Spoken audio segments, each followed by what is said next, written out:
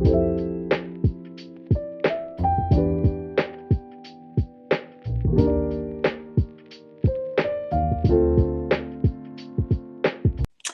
Elana, And I'm Jesse. and we are making benches. So today is our third session of our August series where we're having conversations with fellow anti-Zionist Jews. And today is super special for me because two of my lovely cousins, Arielle and Amanda, are joining us today. And so without further ado, I'll sort of have both of them introduce themselves. So can you all share just your name, your pronouns, what you do outside of this session today if you want to. And then what is your favorite Jewish holiday and why?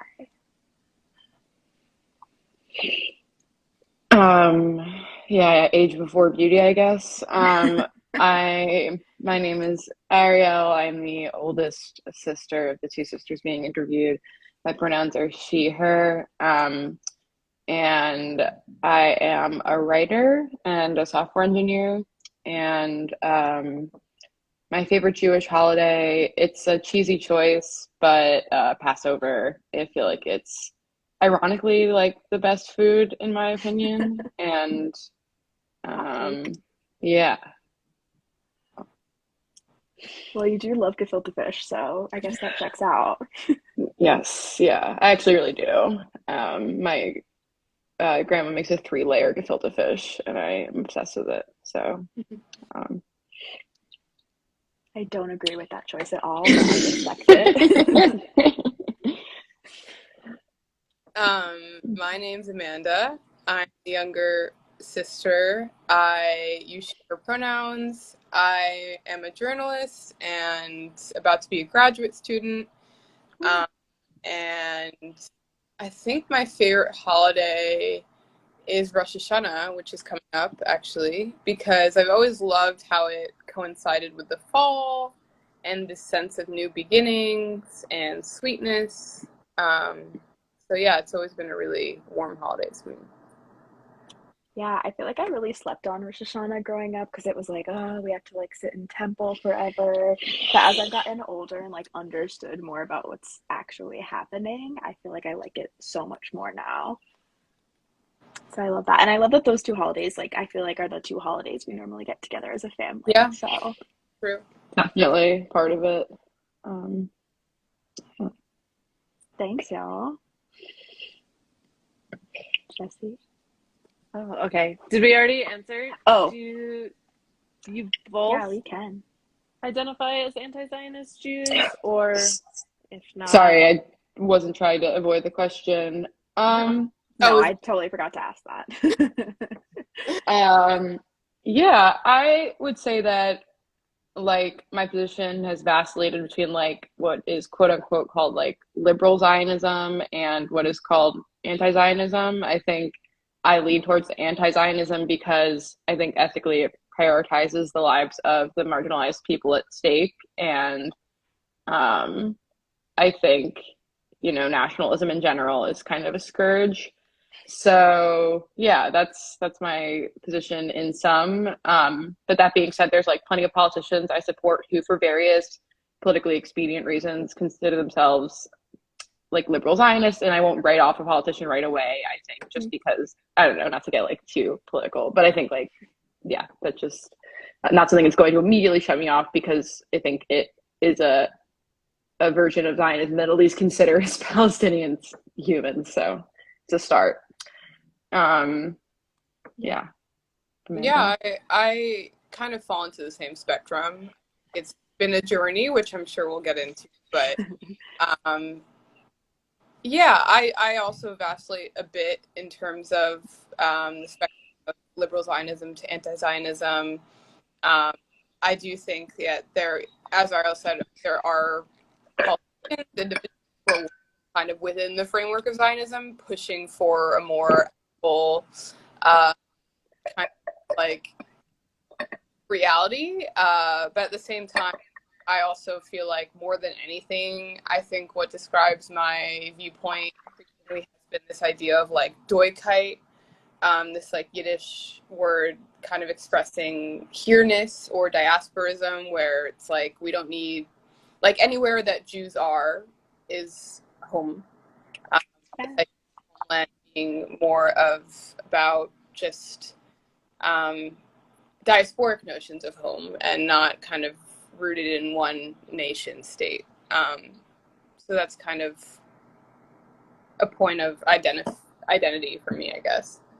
Yeah, I love that. I feel like I know that phrase because Joey Ramona, who we mentioned in our like tattooer episode, is like a Jewish trans tattooer in Montreal, like has tattooed that Yiddish phrase before, and I remember reading it and being like, wow, that really resonates, and I love that.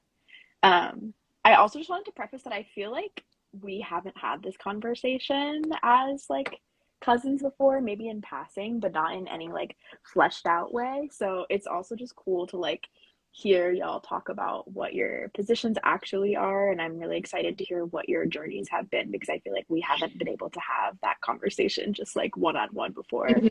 Yeah. Yeah, I don't know. I definitely feel like it's something we could talk about, but in a lot of, American Jewish families, I think it's super taboo to have conversations that aren't all unapologetically extremely Zionist. So I think that's probably one of the reasons that we haven't. So yeah. Yeah, absolutely. I feel, yeah, we have a question about that later that I think is super related to that point. Yeah, so I guess we can start with kind of the basics. What is your relationship to Judaism and how has it changed over time? Just Judaism, starting there. Amanda, do you want to go first since I keep Yeah. starting? Well,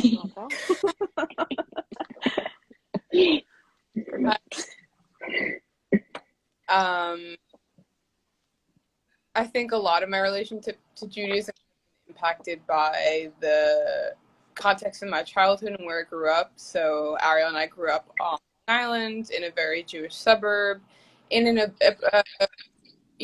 conservative synagogue. Our family's fairly observant. Grew up in a kosher home, and I think all of those factors sort of made Judaism feel like the default in a lot of my social interactions. And it was something I didn't kind of think twice about, and I certainly didn't really feel the otherness of being Jewish until college, probably. And then, so I think in college, of course, I was interested in Jewish history and Jewish culture, tradition, but it was only in college where I was more kind of self-reflective about what Judaism meant to me and what it was to be a Jew in a predominantly non-Jewish context. So I think that only strengthened my Jewish identity. Yeah, I guess that's the very basic overview of my journey. Yeah, I mean, a lot. Amanda laid like the foundation because we are sisters of like what our familial Jewish identity is. Is like we were raised conservative, egalitarian, and I think for me as a child, like many things as a child, Judaism was a dogma, and as I got older, I saw it as more of a framework. And I think that's been a really nice journey to be able to incorporate the ethics of Judaism into my life and not necessarily making sure that I am following all the mitzvot to a T at all times, I think, which is maybe how I felt Judaism needed to be practiced when I was a young child. And we'll talk about this obviously, but I think until college, Zionism was inextricable from Judaism for me, and Israel was inextricable from a Jewish identity for me, and college, for many reasons, was a wake-up call, and I feel very liberated by that, and that I'm able to, like, I learned so much more about, like, for example, I'm an Ashkenazic Jew, like the Labor Bund and like other forms of like Jewish political activism that existed outside of Zionism because I started to disentangle Zionism from Judaism as an adult. Yeah, I mean, I think that's a really good segue into our next question, which is just like, can you talk about your journey to anti-Zionism, which you sort of started to get into, Arielle? So if you want to start, feel free. Yeah, I think I went to Northwestern University in Chicago, and like many colleges in the early 2010s, my college, my sophomore year, had a large boycott, divest, and sanction movement that was grassroots, started by students, because this university, like many, were invested in, the machines of war within. The IDF. And I think it was honestly it's selfish to think about it this way, but it was emotionally very traumatic for me to have everything that I was basically taught. I mean, in my senior year of Hebrew school, we had a whole kind of crash course about how to fight BDS movements on campus. Like, that was how strong the propaganda machine through our Hebrew school was. They gave us like a binder with different maps that we were, I guess, supposed to carry around to make us really popular in school. And so yeah, just hearing differing opinions, and they were like pretty strong and at times vitriolic opinions, was a very emotionally intense time for me. And I think once I was able to step away from that for a second, I think I actually learned a lot from the tactics that were used in those movements and from the discussions that were held on our university campus, and they were, I think, wrong-headed a lot of the times. They held discussions between, let's say, the divest group on campus and Hillel, which once again, unites a Jewish identity with an Israeli identity. So, yeah, that had me got me questioning my inherent Zionism, or my knee-jerk Zionism. And from there, I think I just became more and more critical as I learned more about the Nakba and other things that I just had no exposure to at all for my entire adolescence. And yeah, I'm still learning and still wondering how much a Jewish voice should be centered in that conversation. But I think it's ultimately we've caused so much harm that it is our responsibility to try to, work through that harm. And yeah, sorry, that's kind of rambly, but that's my story. No, that was super succinct. Yeah. My story has some parallels. I wasn't on campus. I was still in high school, but I do remember when that happened at Northwestern. I got to campus 3 years later, and I think for me it was less the student body and more, or of course those conversations were important, but I think I sought out a lot of coursework, like history courses and a modern Middle East survey. I was just really interested in learning more about the historical perspective and was exposed to thinkers that I had never heard of before. And I took a class through the journalism school about reporting on Israel-Palestine specifically. And that was my sophomore year. And we actually took a trip to Israel-Palestine. And that was definitely a pivotal moment for me. And of course, still learning, but I think just being exposed to the whole historiography of the conflict, of the peoples, of the region, sparked a lot for me. And also, like Arielle said, this kind of distancing from the knee-jerk kind of political orientation that we grew up in.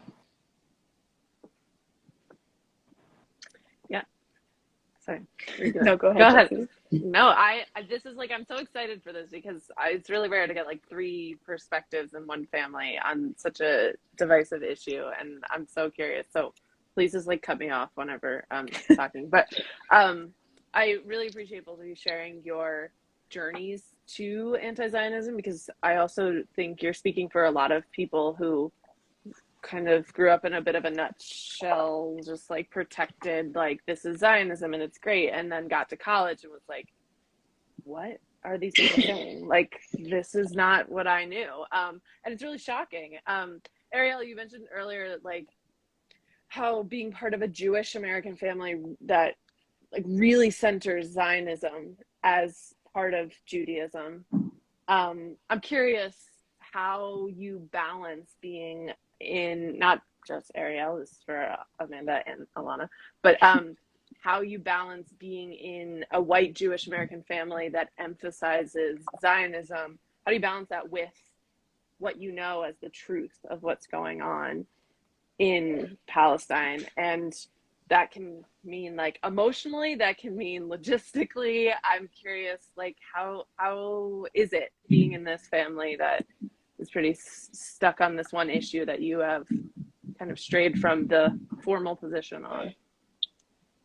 Yeah, I feel like, I mean, I'd also just be curious to hear about both of your stories as well. I really feel like I don't have a great sense, Alana, of like how you came to your like belief system, because it's like something that we, and this is maybe part of the answer, there's a lot of cordoning off. And I think and anybody can relate to this, like in your family, I think there are separations that like you have to kind of cordon parts of your personality off for many reasons. And I think for me, you know, kind of ensuring that I have my like anti-Zionist beliefs has been very like separate from the Judaism I share with my family. Like I think, you know, I don't really talk in any detail unless pressed, but it's not something I'm willingly bringing up. And at this point, it's tough to it can feel like arguing with a brick wall. I feel like, you know, that's something that maybe others can relate to in terms of trying to present the facts on the ground about Palestinian refugees and the crisis there, and feeling like there's just two different languages we're speaking. So yeah, I think part of it's unfortunately just kind of splitting myself as I interact with my family. And I think like, you know, programs like yours have been really nice and instrumental at bridging that gap and like allowing some unification between the selves, but it still feels like a necessary separation. Yeah. Do you want to go, Amanda? Yeah, I don't know if I have much more to add on top of what Arielle said. It's hard. It's really hard. Like, unfortunate that it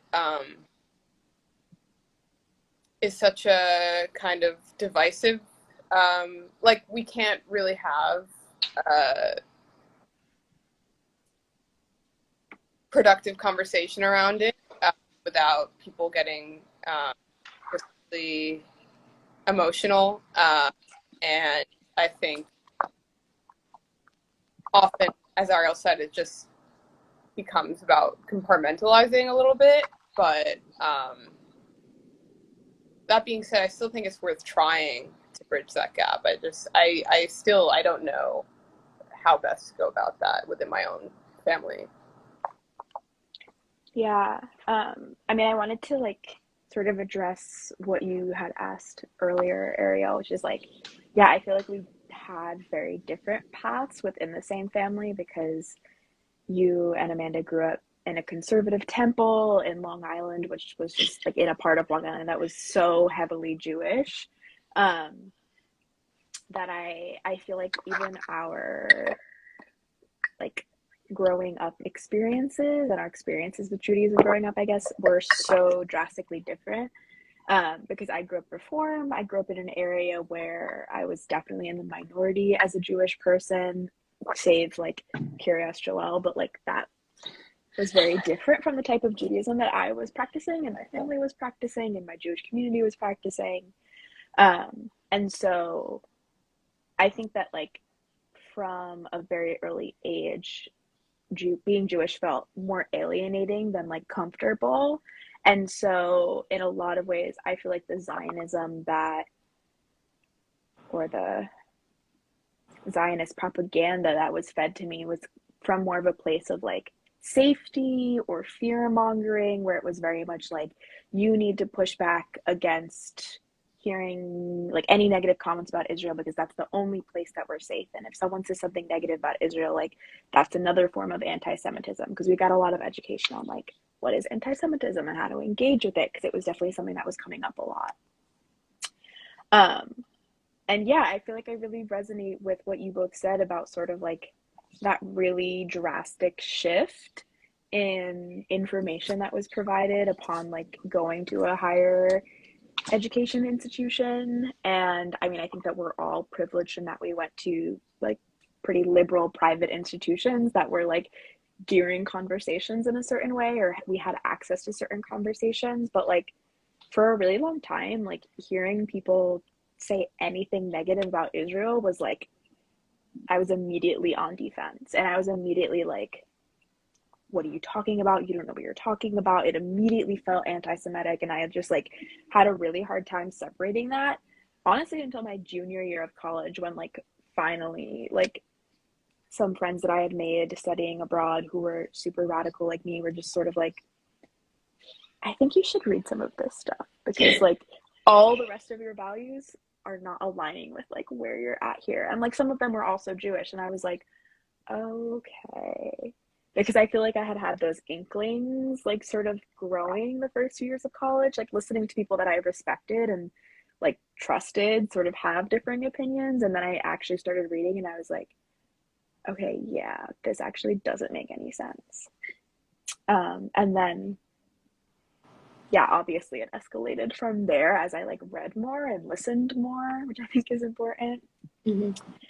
But I also feel like it brought me a lot closer to Judaism. Like I never felt super connected to like the religious elements or like I loved the community. I loved the cultural elements. I loved being part of a Jewish family, but I felt like I didn't know that much or really like resonate that much with a lot of the like, yeah, just the religious side in the text.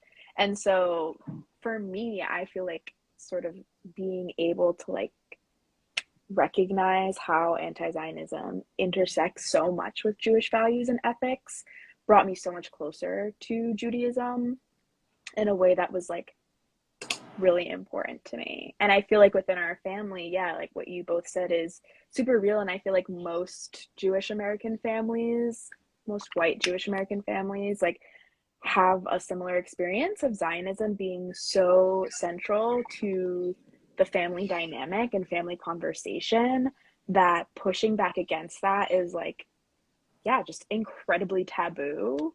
And like, no one really knows exactly what to do with it.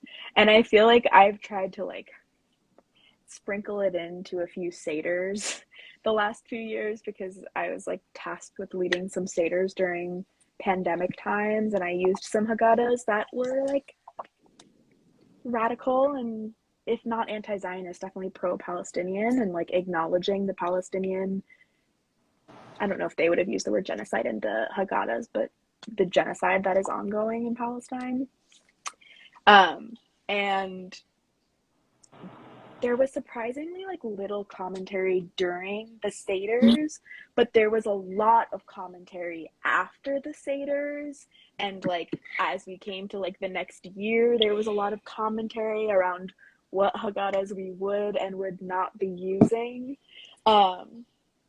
So yeah, I also think there's so much difference between like conversations that happen in our like extended family, like with our grandparents and aunts and uncles and all of that, versus like the conversations that we might have with our parents. So like for me, conversations that I might have with my mom and dad, who are Arielle and Amanda's aunt and uncle, like are definitely a little more transparent than conversations that I might try to have in a family setting with like our grandma and like our aunts and our great aunt and uncle, because I've definitely been more transparent about where I stand. Does that mean that they've been receptive to that? No. But maybe more receptive than like larger family conversations have gone. So I am curious, like, if y'all have had those conversations with your parents at all.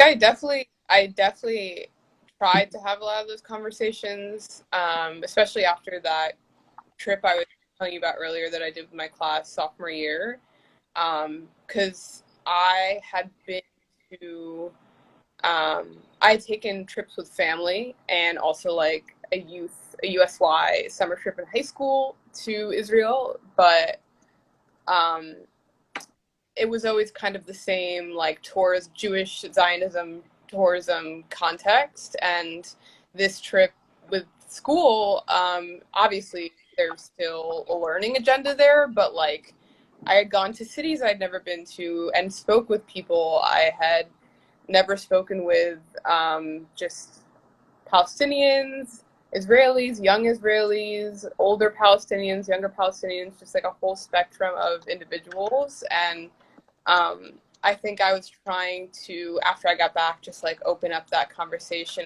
Like, this is like the rainbow of people that I spoke with. And I was just kind of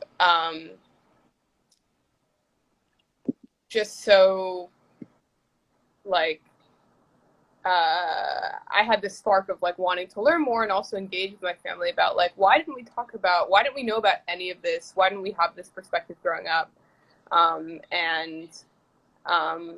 Yeah, I think Arielle and I both tried to have conversations about it with our parents, but I just think there's a big learning gap, and also just like an information gap of what was available to them when they were our age, but also what they're willing and not willing to consume now. Yeah. That prevents us from having more productive conversations about it.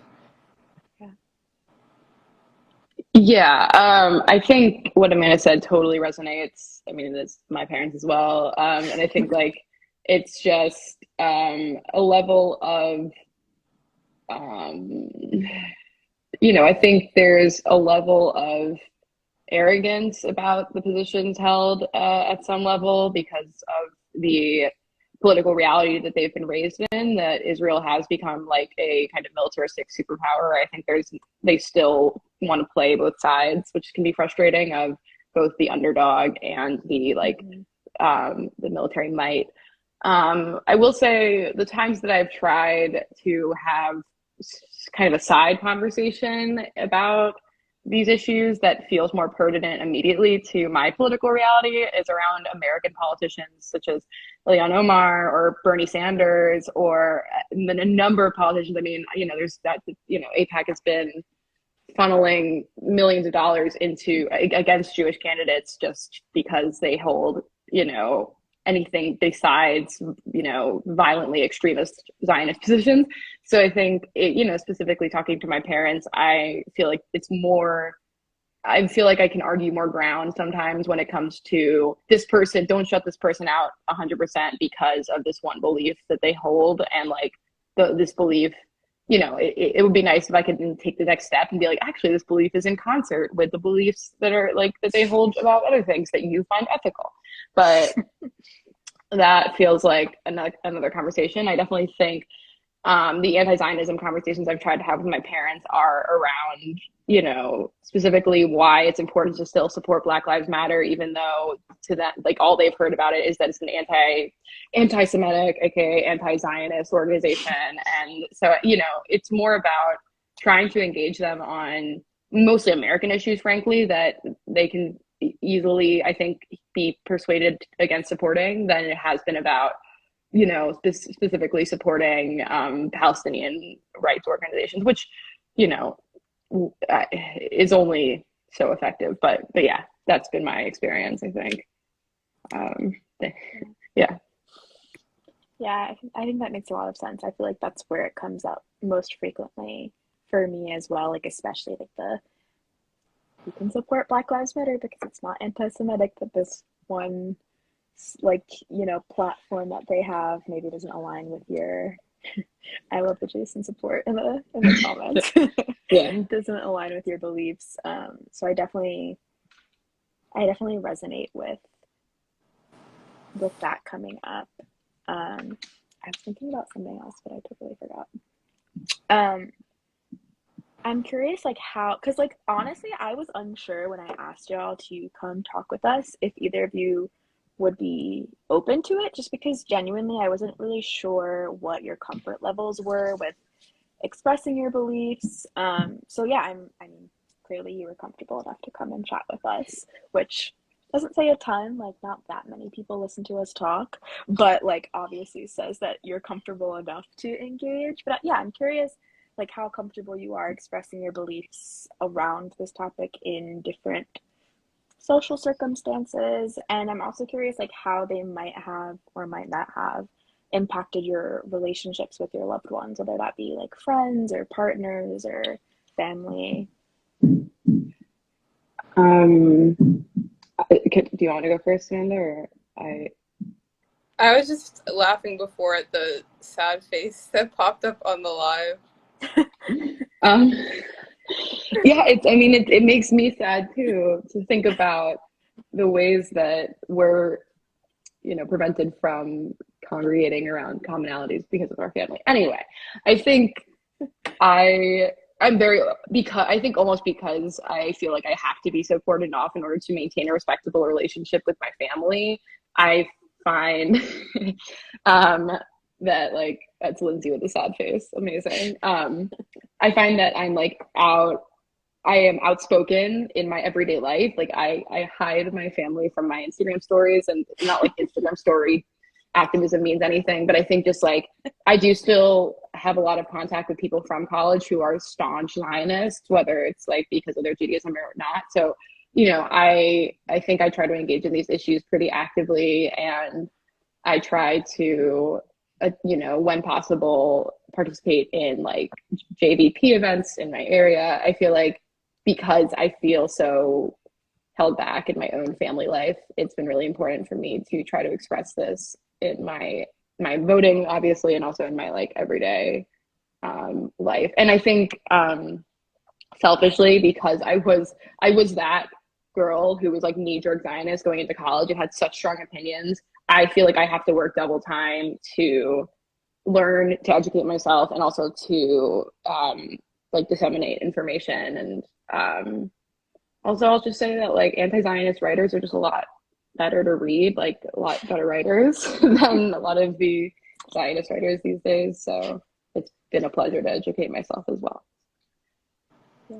It's funny that you say that, because I feel like one of the first times that I like realized that maybe we had a similar like set of beliefs was like you probably like reposted something about Palestine or anti-Zionism, and I was like, oh, okay, like so we're on the same page here.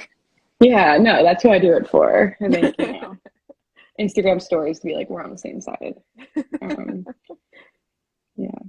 I feel like I have a different relationship maybe with Arielle's laughing at me. With social media. I just like have never been comfortable sharing a lot personally, politically. I do like consume a lot of like media people share and stuff that you both share, and on Twitter, following journalists that I think are writing really cool things, whether for Jewish Currents or other anti-Zionist or more liberal Zionist-leaning publications. But I think it's something I am still negotiating with myself. Like, do I have a responsibility to be more active and outspoken on my social media, or is it more about just kind of educating myself?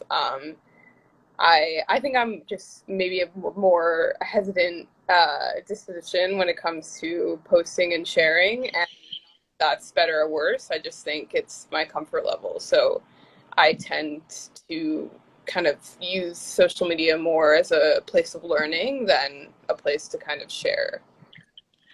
But I feel like, Amanda, to jump in, like in your pursuit of Yiddishism, and like Amanda is, for those who don't know, is pursuing, I think you said, a degree in Jewish studies in the fall, and is also somebody who's been studying Yiddish for years now. And I feel like that in itself is a mark against Jewish nationalism and towards a Judaism that exists outside of Zionism. I don't know, in its own way, I think that that's a huge statement to make, that, you could have chosen to study Hebrew, but instead you studied the language that our, immediate ancestors spoke. And I don't know, I think even I didn't mean to imply the only way to be anti-Zionist is to post on Instagram, and that No, I think I just think like we have different kind of comfort levels with that, and I really do like admire the like. You're not. Stop laughing. no, I'm sorry. Sorry. I post a lot, but No, yeah. but stuff, and I consume it and learn a lot. But yeah, I do think Yiddish has been a way for me to feel like more authentically Jewish, and kind of forging a Jewish identity that, as I kind of mentioned earlier with like Doikayt, can be completely independent of Zionism, and just kind of celebrates the richness of Jewish life in diaspora and our own Jewish Ashkenazi heritage. And yeah, I'm going to be studying Yiddish in the fall. And NYU actually, I think controversially, makes all of its Hebrew and Judaic studies students study Hebrew as well. So like I will be studying Hebrew, but if I had my choice, I would just be studying Yiddish. So I think that's another thing I wish growing up, like I had access to Yiddish language instruction just as we were learning Hebrew. I just think linguistically, that's a whole culture that we didn't really have access to growing up. Yeah, I think that makes a lot of sense. And I do feel like there's like I never thought about like the connection between Hebrew and Jewish nationalism and like Yiddish or other like dialects spoken by Jewish folks, like what is it, Ladino? Yeah. Like I never thought about, yeah, I just never thought about those connections. And I think that that's really interesting because like, yeah, learning a language that feels more connected to our actual heritage versus like Hebrew because it's like quote unquote like a Jewish language and people speak it in Israel, so that's why I have to learn it. Like is really compelling actually. I'm so curious, because I think, Arielle, I heard in some of what you were saying about kind of not a fear of being disrespectful, but almost like this hesitancy when talking to family about kind of acknowledging that there is a lot of heightened emotion around speaking about Zionism. And Amanda, I heard kind of you speaking about it too, about maybe some of that hesitancy about posting. And I'm curious if this has come up for either of you as well when we have been looking, Elana and I, at the discussion around Zionism in the Jewish community and why it gets shut down so quickly is it often has to deal with Jewish trauma, and specifically this kind of Jewish cultural memory of trauma, either around the Holocaust or for Ashkenazi Jews and Sephardic Jews, but also maybe, Mizrahi Jews and being persecuted in Arab countries, and kind of this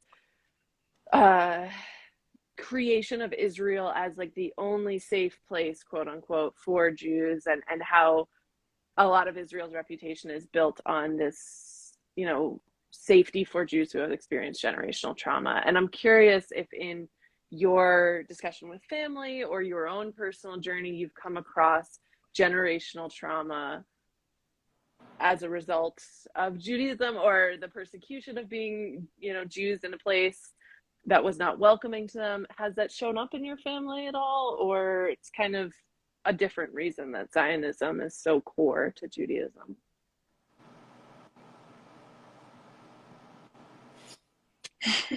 I guess I could speak first to this one. I think so on both sides of our family, like all four grandparents were born here. So the generational trauma, especially around the Shoah, always felt a little bit less immediate, though like our Zadie's family, a lot of them were left behind in Poland and were killed in Auschwitz. And on both sides, there's definitely trauma with the Shoah and conversations around it and about obviously having to flee places of persecution. But I feel like a lot of the Zionism with our family also has to do with the sort of excitement that in their lives surrounding the creation of Israel and in 1948 and kind of early Israeli nationalism and this pride and this sense of kind of the new Jew and Jews who were, unapologetic and kind of what you think of with like the movie Exodus, and just this like fierce, brave Jewish people. And I think that maybe that image of this like optimistic early Zionism has been really pervasive for my parents and grandparents. And it's a little bit, obviously a lot out of step with reality now, but is sort of still that dominant piece for them of what Zionism is. So I just think we have different contexts for that, different life experiences with Zionism. I do feel like they had a lot of early exposure with Zionism in a context of optimism, the early creation of the state, and this sense of like this euphoric new Jew that I think we're obviously far removed from. So I think that kind of holds a lot of weight for their perspective. Yeah, I mean, everything Amanda said, and only to add that I think we just celebrated, if you can call it that, Tisha B'Av, which is obviously a traumatic holiday in its own right. And I always think the thing that is dangerous about trauma is it becomes a means of, like, I don't know how to express it, but it becomes like a limiting force where you cannot sympathize or empathize with other plights because you still feel immediately under attack yourself. And I think it's poignant. I didn't come up with this. Jewish Currents has a great article from last year about Tisha B'Av and what it means in the context of modern Palestinian refugee struggle. But, the idea that in Tisha B'Av, we are constantly speaking in the present tense as if we were there when the disasters happened and the destruction of the temples happened. But so we're speaking in the present tense as Jews for many of our holidays, obviously. Yet when the right of return comes up, it's seen as blasphemous that Palestinians should be able to possess that same generational trauma and see it as if they themselves were immediately kicked out of their homeland. AIPAC decried that, obviously. The Zionist Organization of America had some not nice things to say about the way that refugees were portrayed in the UN doctrines about right of return. Anyway, so I just think like trauma is dangerous because I think it can be a really limiting force. And sorry.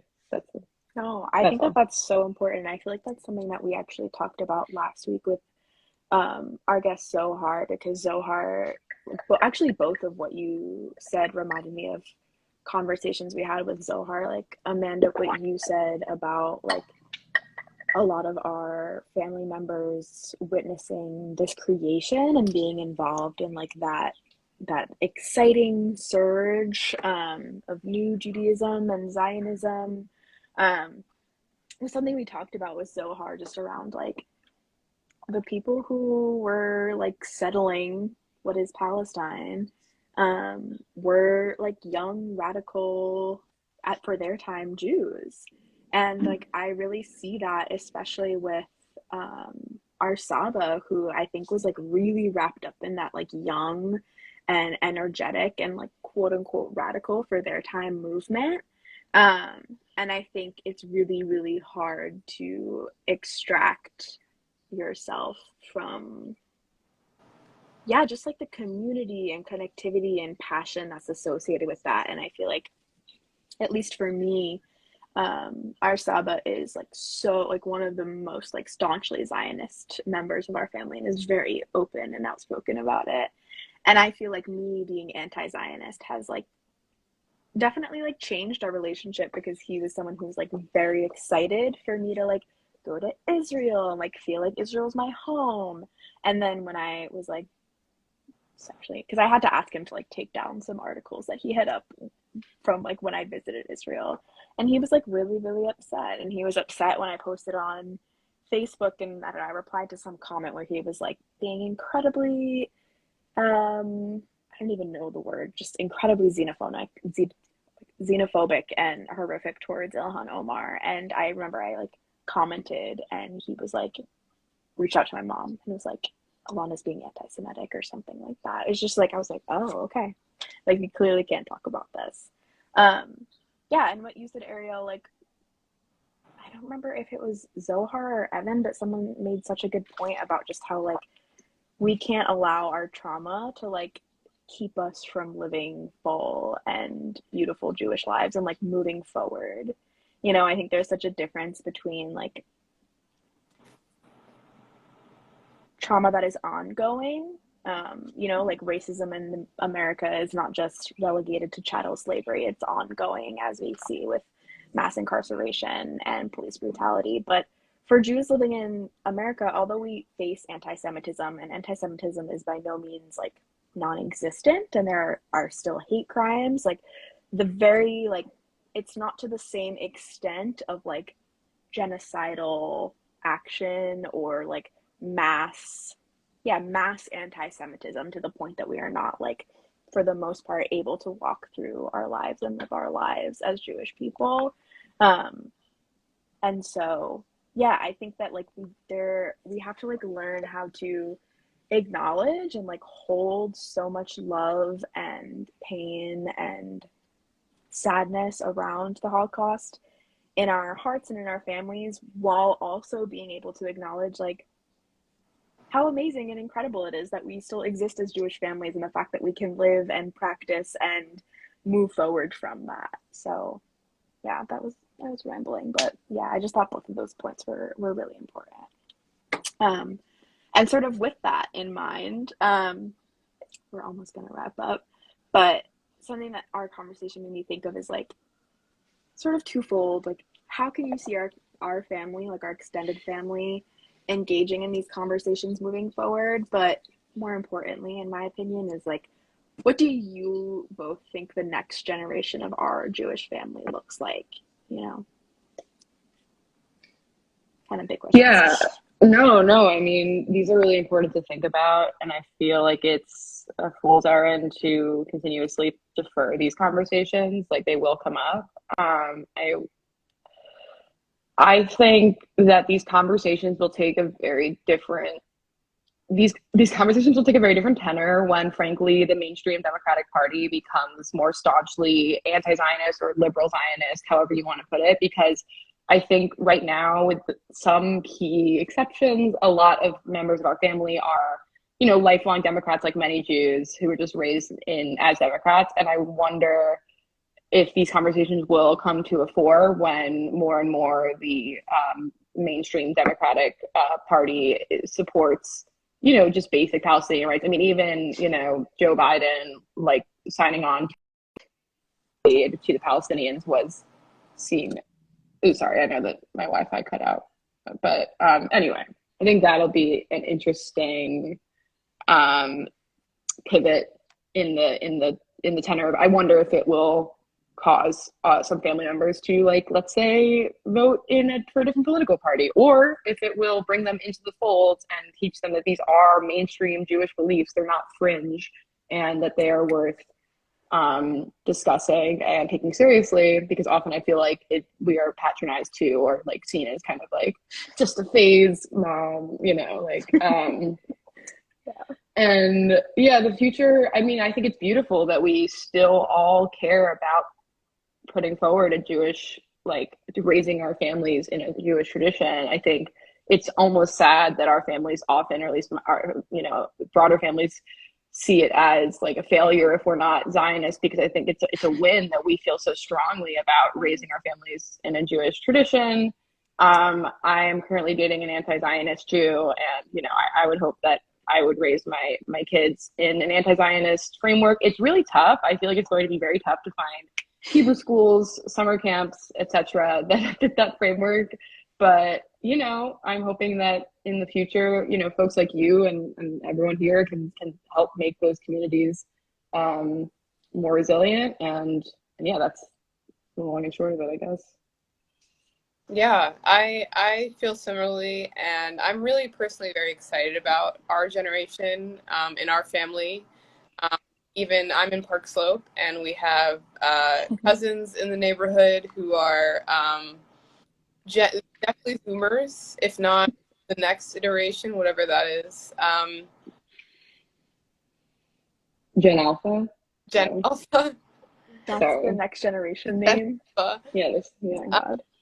And it's just, as Arielle said, really cool how passionate we are about living very Jewish lives, but making it authentic and meaningful for our own identities. For me, definitely the past, seeking out like queer Jewish community has been really beautiful. Just in New York, seeing how different micro communities there are that are just really beautiful and so different from what I had known. It just gives me a lot of hope, and yeah, I'm cautiously optimistic, and yeah. Yeah, I really love what y'all said because I feel very similarly, and I feel like even like when I was doing like thought Shabbats last year, which I'm trying to bring back for this fall.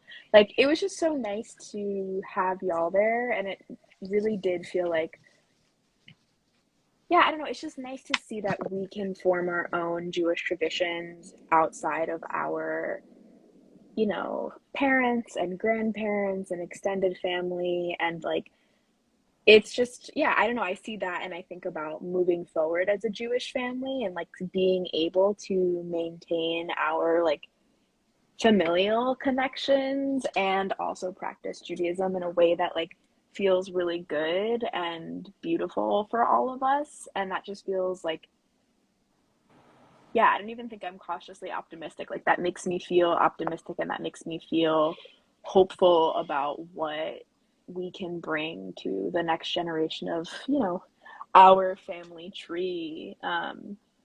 Because I like definitely feel very disconnected from my other cousins.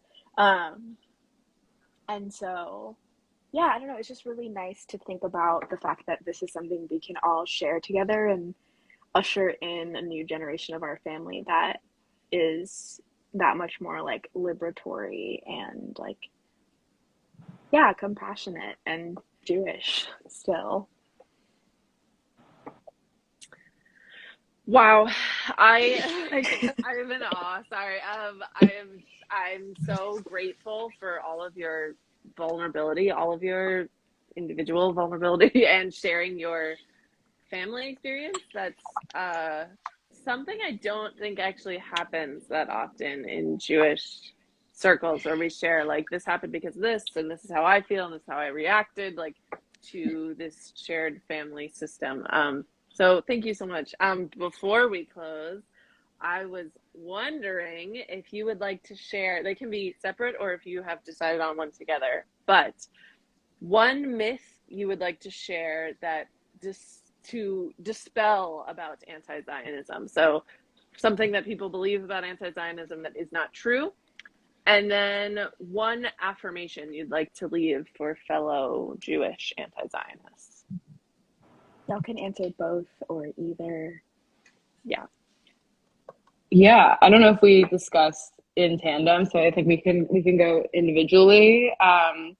But yeah, I feel like one myth is that anti-Zionism is a call to violence, and I think that it is very much a call for, as much as cheesy this is to say, for peace and for peacemaking and for liberation. And so, you know, definitely felt like that was something I had to learn. And one affirmation is that I think it's a very unifying movement. And I think it has such amazing ties with other liberatory movements, which I'm sure you've discussed at length. And so it's really nice to feel like a part of one larger struggle against hegemonic oppressive forces. I don't know that I have another specific myth in mind to dispel, but I think an affirmation, a more personal affirmation for me, is that it can be, anti-Zionism can be really empowering in terms of feeling a sense of home wherever you are as a Jewish person, and feeling valid in the home that you create. Yeah. Yes, I love those so much. Thanks, y'all. This was so nice. Thanks for taking an hour out of your Wednesday evening to chat with us and talk about, Judaism and all these personal family dynamics. This was super wonderful and honestly is leaving me with a lot of joy and hope moving forward. I love you both very much. So thanks for being Love here. you too. I love you too. Yeah, thank you so much, and I hope the conversations don't end here. So, yeah. We'll definitely make sure they're ongoing. With all of that being said, I just want to give a shout out to Nate, Neighbored Wave on Instagram, who creates our amazing podcast intro and outro music. If you want to listen to this as a podcast, you're probably listening to it if you're hearing me say this, but if you want to listen to this as a podcast, you can listen to it on Spotify or wherever you listen to your podcasts, and it's going to be out as a podcast in the next half hour. Stay tuned because next week we have a really exciting conversation happening. It's our last conversation in our anti-Zionist conversation series. We're going to have a conversation with Anna, and I really don't want to butcher their last name, Rahagopal. I'm hoping they can correct me when they're on having a conversation with us. So stay tuned because that is next Thursday, back to our regularly scheduled day at 8 p.m. And we are super excited to close out the month with that. So thanks, everyone. Thank you. Thanks. Bye.